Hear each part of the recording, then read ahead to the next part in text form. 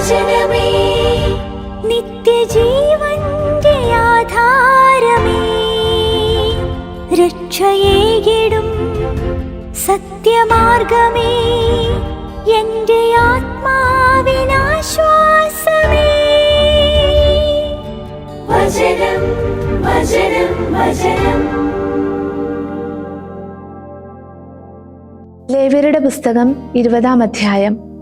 കർത്താവ് മോശയോട് ഇപ്രകാരം വചിച്ചു: ഇസ്രായേല്യരോട് നീ പറയണം, ഇസ്രായേലിൽ നിന്നോ ഇസ്രായേലിൽ തൽക്കാലവാസം നടത്തുന്ന പ്രവാസിയിൽ നിന്നോ ആരെങ്കിലും തന്റെ സന്തതികളിൽ ആരെയെങ്കിലും മോളെക്കിന് അർപ്പിച്ചാൽ നിശ്ചയമായും അവൻ കൊല്ലപ്പെടണം.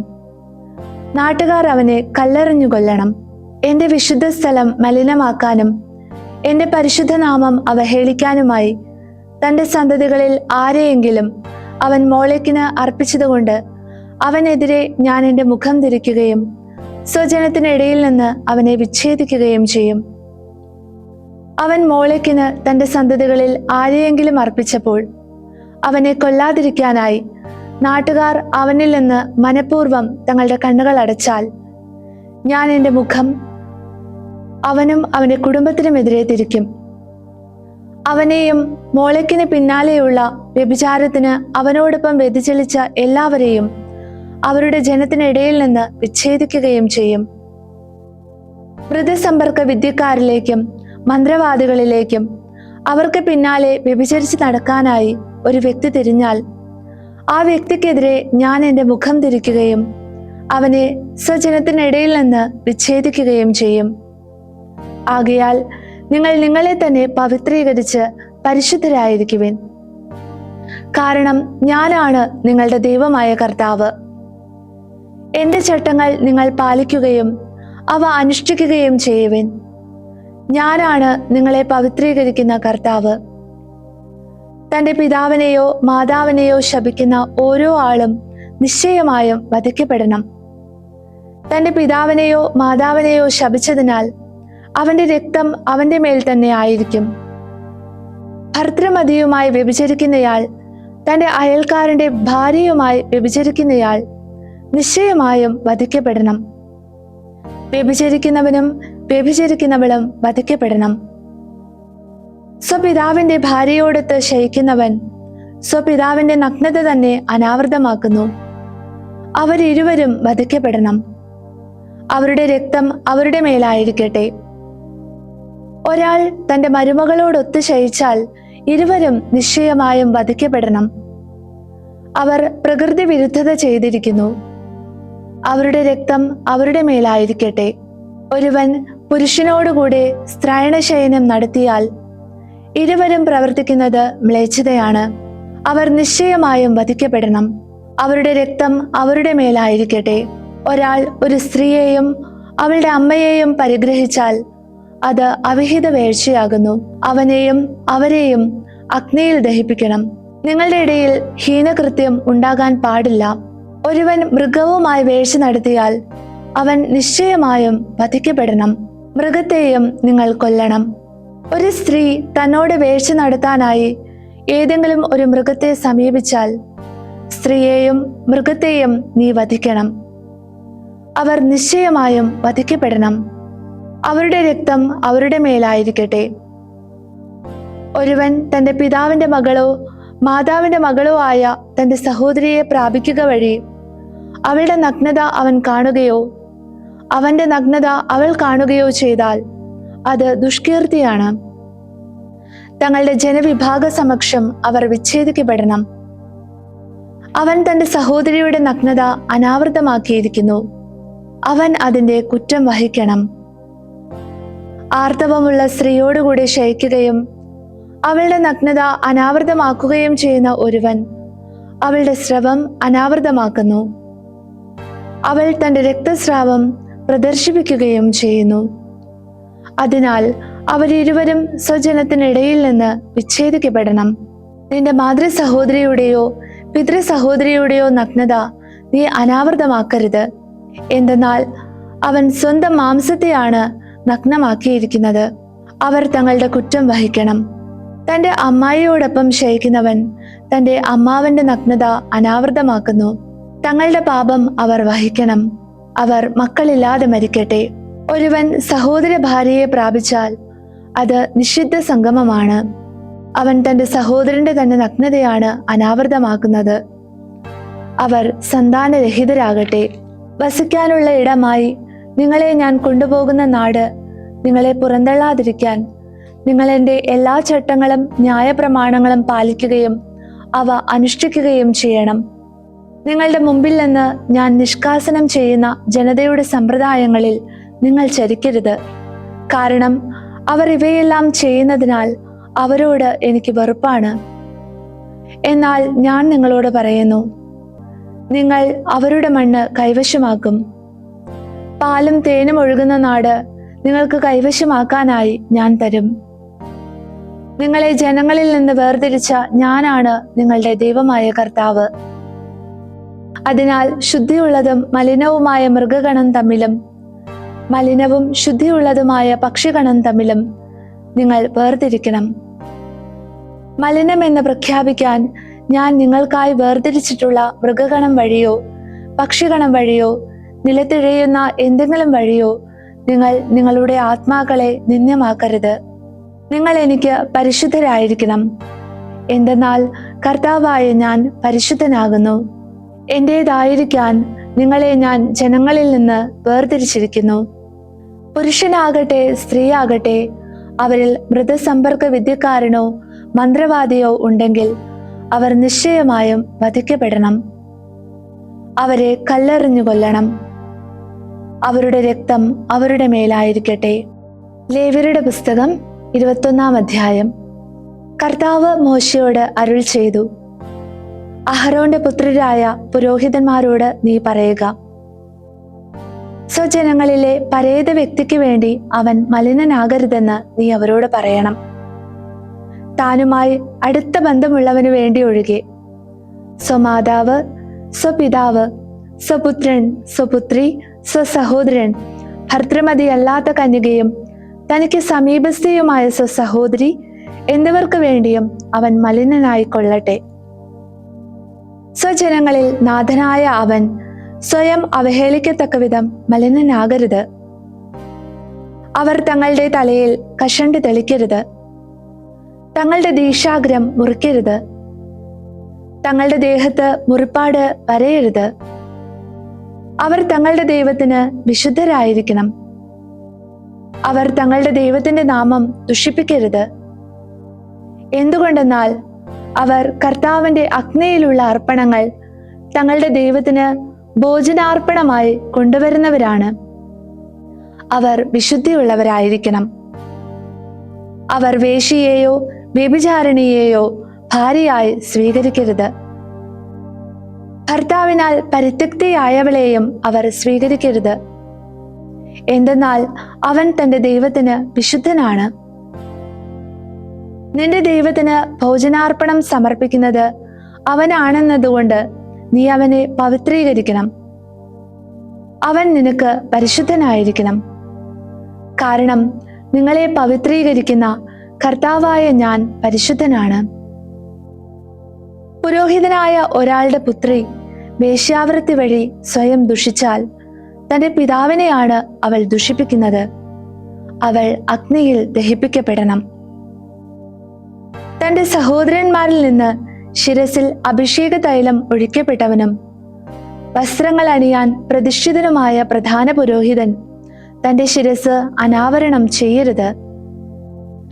തന്റെ വസ്ത്രങ്ങൾ കീറുകയുമരുത്. മൃതവ്യക്തികളിൽ ആരുടെയും സമീപം അവൻ പോകരുത്. സ്വപിതാവിനോ സ്വമാതാവിനോ വേണ്ടി പോലും അവൻ സ്വയം മലിനനാകരുത്. അവൻ വിശുദ്ധ സ്ഥലം വിട്ടുപോകരുത്. തന്റെ ദൈവത്തിന്റെ വിശുദ്ധ സ്ഥലം അവൻ ദുഷിപ്പിക്കരുത്. എന്തെന്നാൽ തന്റെ ദൈവത്തിന്റെ അഭിഷേക തൈലത്തിന്റെ കിരീടം അവന്റെ മേലുണ്ട്. ഞാനാണ് കർത്താവ്. അവൻ ഭാര്യയെ സ്വീകരിക്കുന്നത് അവളുടെ കന്യാത്വത്തിലായിരിക്കണം. വിധവ, വിവാഹമോചിത, ദുഷിച്ചവൾ, വേശ്യ എന്നിവരെ അവൻ സ്വീകരിക്കരുത്. പ്രത്യുത സ്വജനത്തിൽ നിന്ന് ഒരു കന്യകയെ വേണം അവൻ ഭാര്യയായി സ്വീകരിക്കാൻ. അങ്ങനെ അവൻ സ്വസന്തതിയെ സ്വജനങ്ങളുടെ ഇടയിൽ ദുഷിപ്പിക്കാതിരിക്കട്ടെ.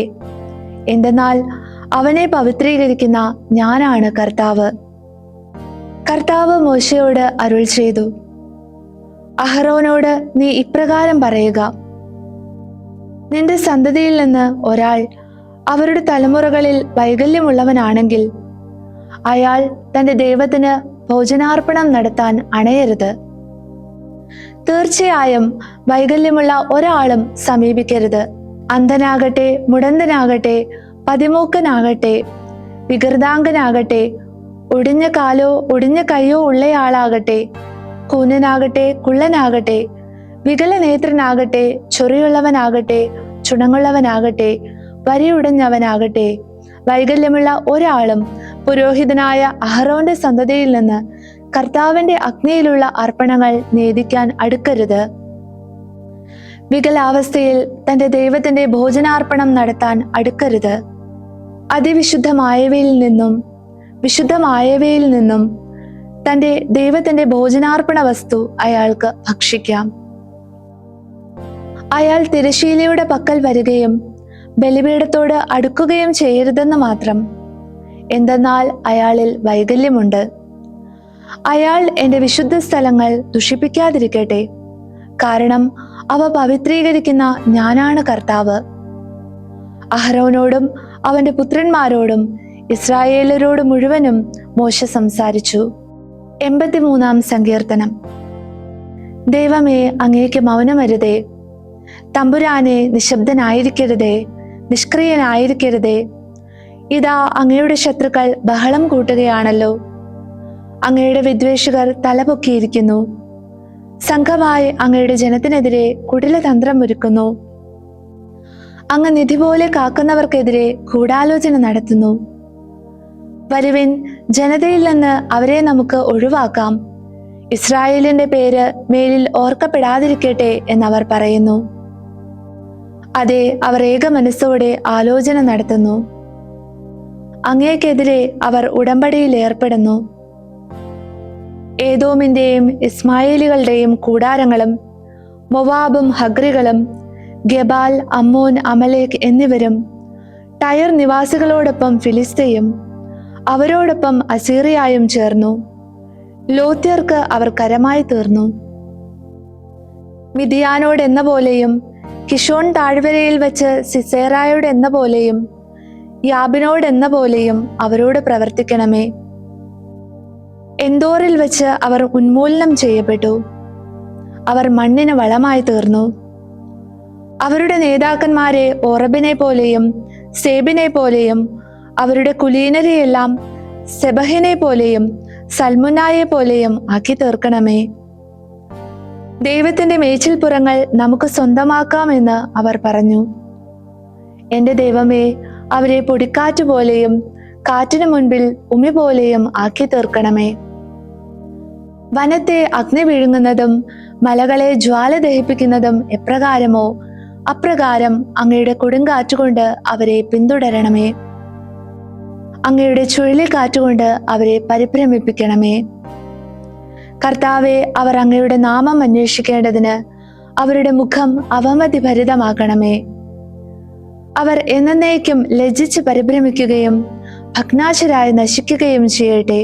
കർത്താവ് എന്ന തിരുനാമമുള്ള അങ്ങ് മാത്രമാണ് ഭൂമി മുഴുവനും മേൽ അത്യുന്നതൻ എന്ന് അവർ അറിയട്ടെ.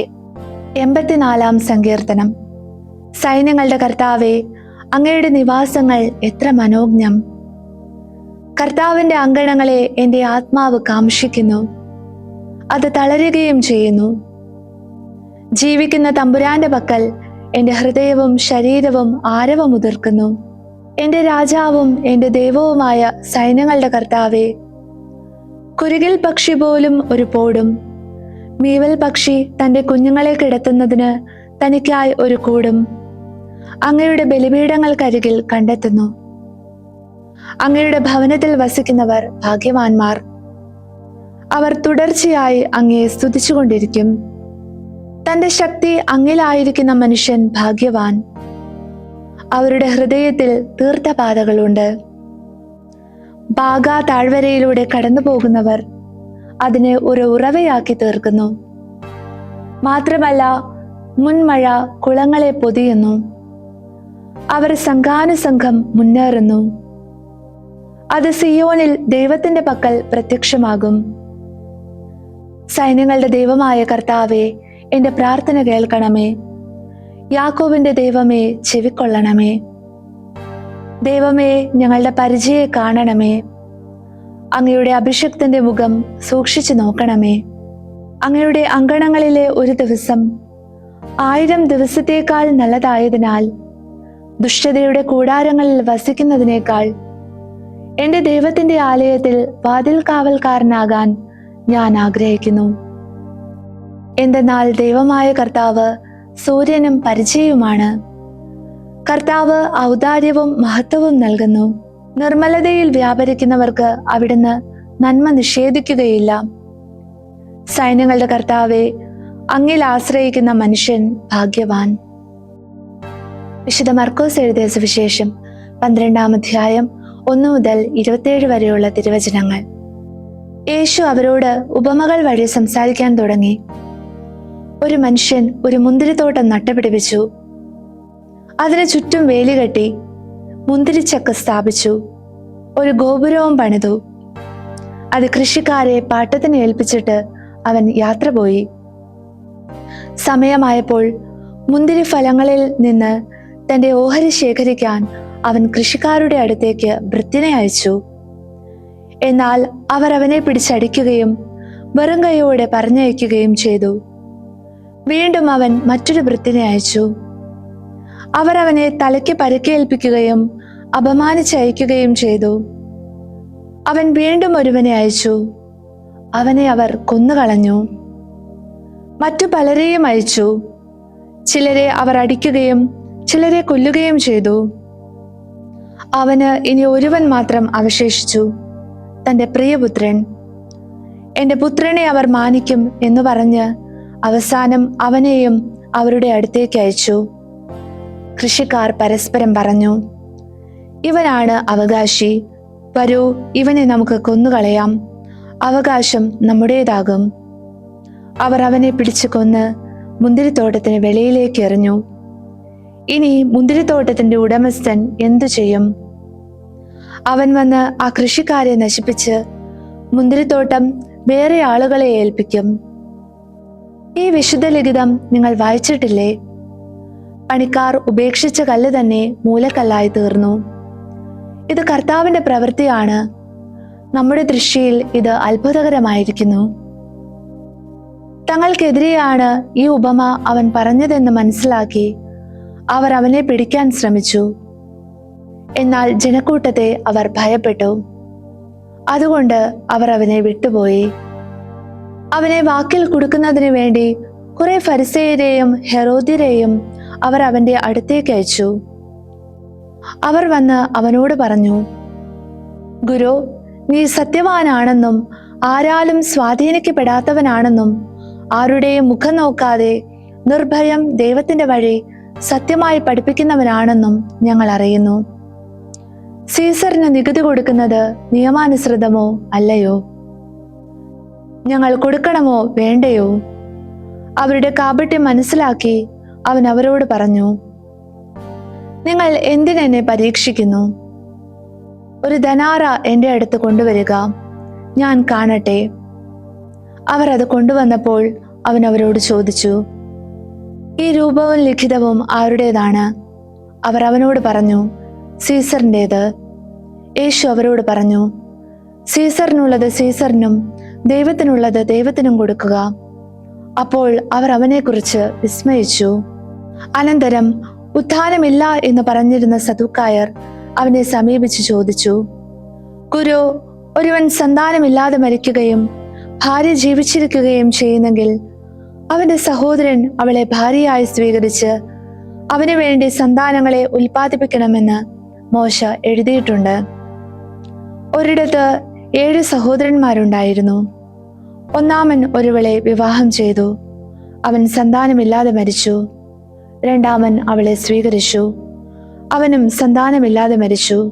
മൂന്നാമനും അങ്ങനെ തന്നെ. ഇങ്ങനെ 7 പേരും സന്താനമില്ലാതെ മരിച്ചു. ഏറ്റവും അവസാനം ആ സ്ത്രീയും മരിച്ചു. ഉത്ഥാനത്തിൽ അവർ ഉയർത്തെഴുന്നേൽക്കുമ്പോൾ അവൾ ആരുടെ ഭാര്യയായിരിക്കും? കാരണം അവൾ 7 പേരുടെയും ഭാര്യയായിരുന്നല്ലോ. യേശു അവരോട് പറഞ്ഞു, വിശുദ്ധ ലിഖിതങ്ങളോ ദൈവത്തിന്റെ ശക്തിയോ അറിയാത്തത് കൊണ്ടല്ലേ നിങ്ങൾക്ക് തെറ്റുപറ്റുന്നത്. എന്തെന്നാൽ മരിച്ചവരിൽ നിന്ന് ഉയർത്തെഴുന്നേൽക്കുമ്പോൾ അവർ വിവാഹം ചെയ്യുകയോ ചെയ്തു കൊടുക്കുകയോ ഇല്ല, മറിച്ച് അവർ സ്വർഗത്തിലെ ദൂതന്മാരെ പോലെയാണ്. മരിച്ചവർ ഉയർത്തെഴുന്നേൽക്കുന്നതിനെ കുറിച്ച് ദൈവം മുൾപ്പടർപ്പിൽ നിന്ന് മോശയോട് അരുൾ ചെയ്തത് എന്താണെന്ന് മോശയുടെ പുസ്തകത്തിൽ നിങ്ങൾ വായിച്ചിട്ടില്ലേ?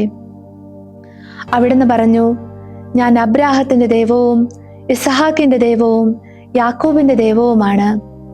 അവിടുന്ന് മരിച്ചവരുടെ ദൈവമല്ല, പ്രത്യുത ജീവിക്കുന്നവരുടെയാണ്. നിങ്ങൾക്ക് വലിയ തെറ്റുപറ്റിയിരിക്കുന്നു. ദൈവവചനമേ, നിത്യജീവന്റെ ആധാരമേ, രക്ഷയേകിടും സത്യമാർഗമേ, എന്റെ ആത്മാ